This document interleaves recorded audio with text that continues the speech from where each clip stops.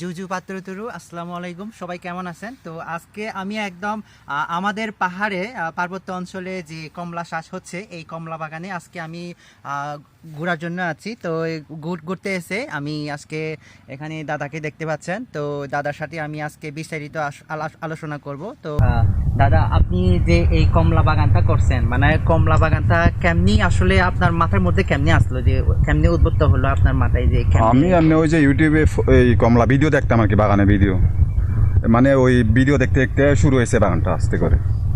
4 বছর আগে লাগাইছি, বা 800 মতো যারা আছে আর কি। তো এখানে কমলার চাষ করার পরে আপনার অনুভূতিটা একটু কেমন?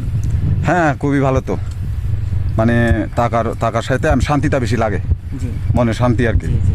তো এখানে সুবিধা কীরকম, অসুবিধাগুলো কীরকম? অসুবিধা অনেক আছে, আবার সুবিধাও আছে। অসুবিধা বলতে এখানে তো তেমন লোক তো পাওয়া যায় না, কাজের লোক। খুবই অসুবিধা, এটা নিজের করতে হয়। তো এখানে যে আপনি কমলা বাগানটা করছেন, কমলা বাগান করার পরে আপনি কিভাবে এখানে সার্ভিসগুলো দিচ্ছেন? এগুলো কি সুবিধা আছে নাকি অসুবিধা? না, একদম সুবিধা, কারণ এখানে রাস্তার পাশে তো বিক্রি হয় সব। জি জি। তো এখানে কি বিভিন্ন জায়গায় কি আপনারা কি হোম ডেলিভারি দিয়ে থাকেন?